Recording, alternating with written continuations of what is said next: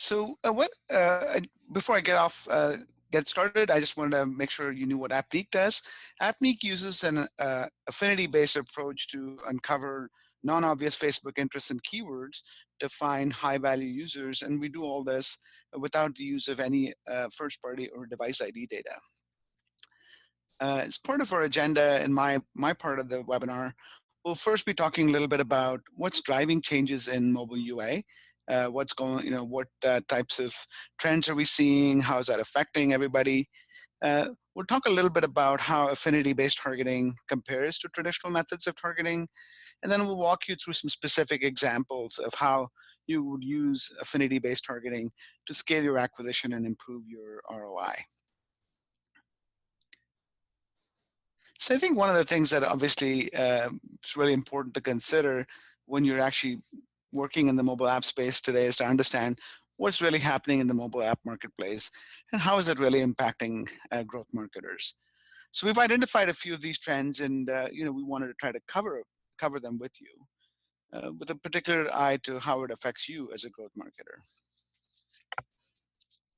So one thing that, of course, is fairly well known is that it's growing fast.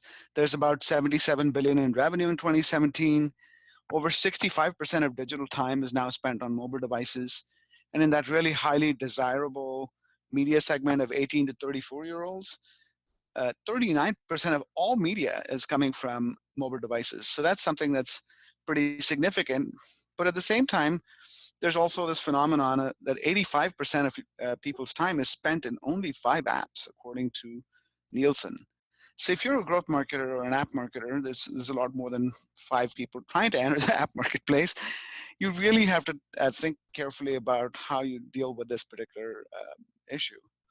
So what people have been doing really that we've seen is a shift from a focus on install to really a real focus on attracting value.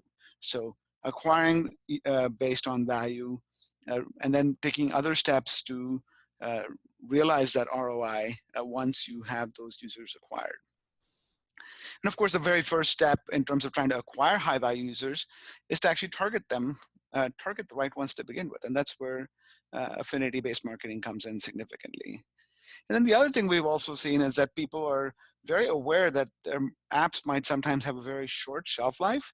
So it's really important to be able to capitalize on your entire opportunity and go after the complete audience you want to target at the very launch of a campaign in order to optimize your dollars. And how is that affecting things from a budget's perspective? With 45% of brands launching new apps and 70% of marketers increasing things more expensive. I don't think any of us are seeing prices drop. So it's really a big issue with spend.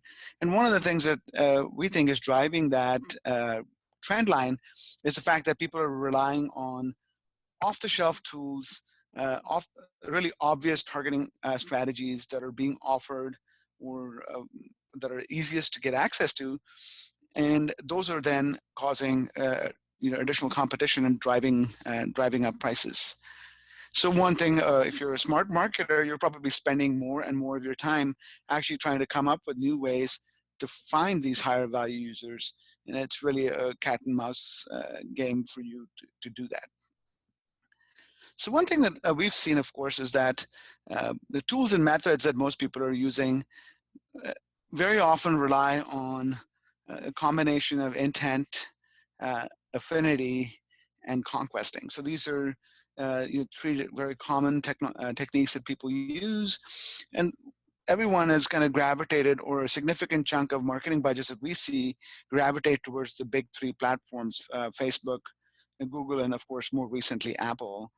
And on each of these platforms, the emerging trend is to use off-the-shelf options that come from the platform vendors that have the quality of producing quick results, but really limiting your ability to differentiate. Facebook has lookalike audiences, and that are really a bit of a black box. And they also decrease in efficacy with scale. Google UAC offers another black box solution, of course. Really good results. Don't have to be a search marketer to take advantage of it, but you have very little control or insight. And of course, Apple, uh, no secret that everyone would like more scale. So the methods, of course, first you start with the tools, and then you take the same methods, which is all around intent and demographics or conquesting. Means that you end up doing a lot of spraying and paying. You've heard of spray and pray. Our variation is spray and pay, because you have to iterate, wait, and before you know it, the window of opportunity has closed. And while you're doing all of this, your costs keep going up. And without realizing it, you're all focused on the same limited audience. Everyone is going after the same obvious keywords. You're doing or using the same interests, and then going after and competing with other marketers, with driving up your costs because of this audience targeting issue. So what we think is a key to overcome this is really to use affinity-based targeting. So I think one of the things that we hear a lot about is people spending, 8 o'clock on a Friday night, they're sitting in the office trying to come up with new ideas for how to find their audience. And one of the things that they're struggling with is trying to understand and find new ways to think about affinity groups or people that might be interested in the offer. So what we've realized is that a lot of those introspection or ideas that you're trying to come up with start with thinking about what's relevant to my user. But if you take a wider look at signals that are available, there's an opportunity to target much larger audiences with a lot less pain if you use a larger variety of signals to find your audience. And this proxy for relevance that we think of as affinity. So let's talk a little bit about where affinity comes in and where conquesting and intent leave off. So when we think of conquesting, conquesting is very much about helping you understand or attack your direct competitors using their brands or keywords or interests. And the advantage of that, of course, is that if you have a direct competitor, the audience for that app is highly qualified. These people are directly interested in topics similar to what your app's all about. And so the audience is also automatically highly qualified. And when you start to run campaigns, you end up with a very quick path to saturating your audience, because your ability to identify these competitors may be limited by the types of ideas you can come up with. The other thing you might want to do is target people based on intent. So these are people that in a search setting are searching for a product or looking to install an app that performs a particular function or looking for a particular type of game. So they have an explicit interest.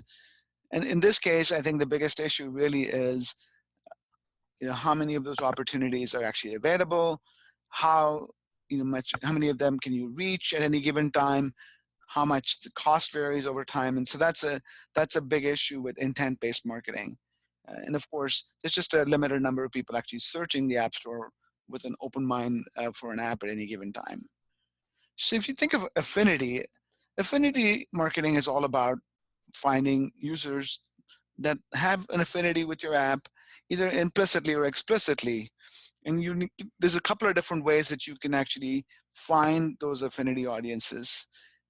And if you do it right, there's also the potential of reaching a much larger, much less competitive audience with an appetite for your app. So it's really, that's really the goal of affinity marketing. So it's about finding those people that broaden out beyond conquesting and intent marketing to think about more ways to reach and target people.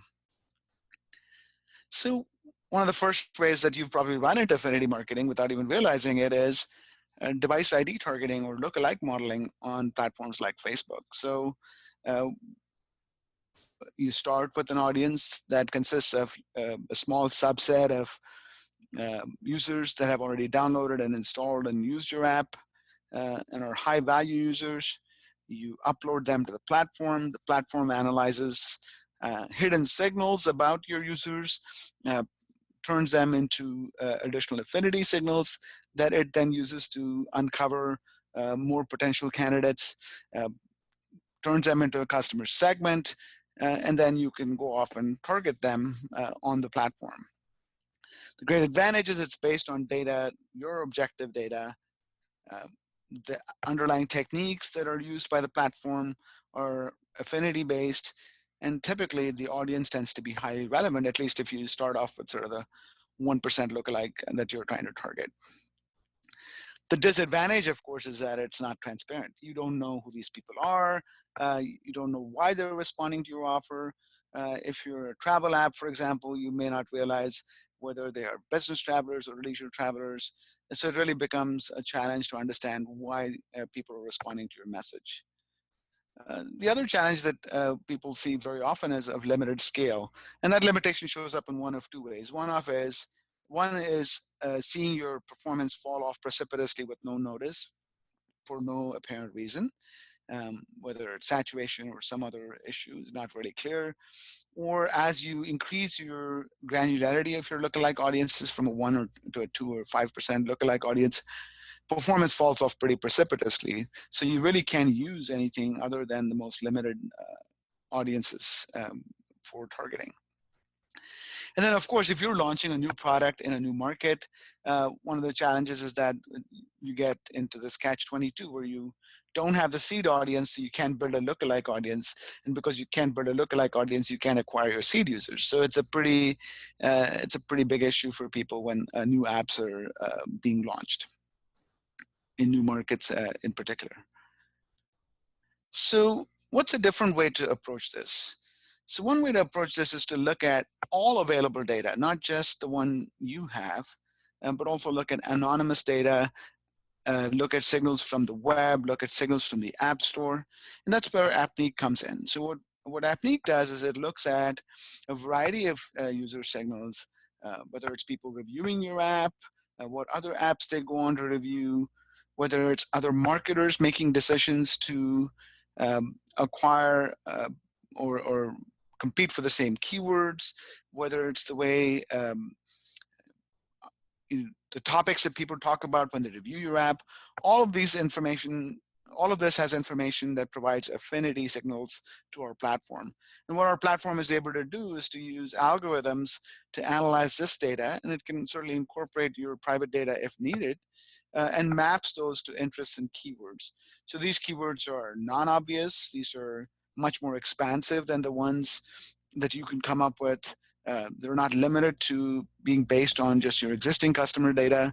And the best part is it works in new markets that you've yet to enter, or with products you've yet to launch. So that's the great part about this type of affinity-based targeting.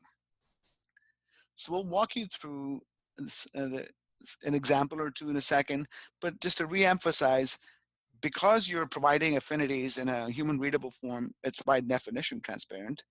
The scale can be unlimited, or in any event, much larger than you can with more restrictive approaches. And it's applicable for new markets and products. So you can localize the interests. If you want to find sports fans in Turkey, you can figure out what they're doing and go after them. So it's a pretty flexible approach to targeting that works across all these three different benefit areas. So let's talk a little bit about a specific example, so you can get a sense of how this technology is put to use. So one of our clients is a company that makes Mobile Strike, Machine Zone, and they've worked with us on a couple of different areas. One is around Facebook interest discovery, and the other is in keyword discovery. Their pain points were, global marketing challenges across, 40 or 50 different countries, and a desire to reach, and scale up their user base, but really with a strong focus on value and ROI. So one thing that our tool lets them do, and they certainly could have done, is thought about obvious competitors, apps like Empires and Allies or Castle Clash, that are going after the same base as Mobile Strike.